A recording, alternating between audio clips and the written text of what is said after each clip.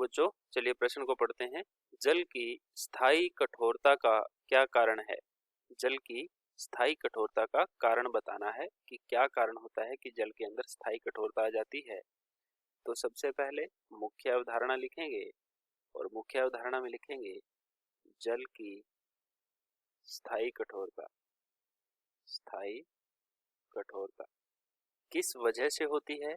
सबसे पहले तो ये जानना जरूरी है कि कठोरता क्या होती है।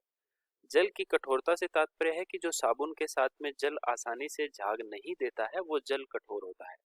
और जल की दो तरह की कठोरता होती है, एक तो होती है स्थायी कठोरता और दूसरी होती है अस्थायी कठोरता। ठीक है, अस्थायी कठोरता। तो अस्थायी कठोरता और स्थायी कठोरता किस वजह से होती है? तो हम लिख लेते हैं कि जल में घुलनशील कैल्शियम जल में घुलनशील कैल्शियम तथा मैग्नीशियम आयनों के कैल्शियम तथा मैग्नीशियम आयनों के क्लोराइड तथा सल्फेट लवणों की वजह से सल्फेट लवणों की उपस्थिति से जल में स्थायी कठोरता उत्पन्न होती है। जल में स्थायी कठोरता उत्पन्न होती है।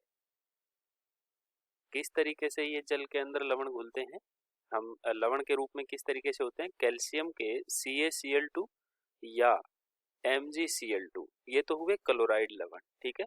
और CaSO4 या MgSO4, या ये दोनों ही हो सकते हैं कि CaCl2 MgCl2 भी हो सकता है साथ में, और CaSO4 के साथ में MgSO4 भी हो सकता है। तो ये कुल मिलाकर के क्लोराइड और सल्फेट लवण जो होते हैं इनको कहते हैं क्लोराइड लवण। और ये होते हैं सल्फेट लवण।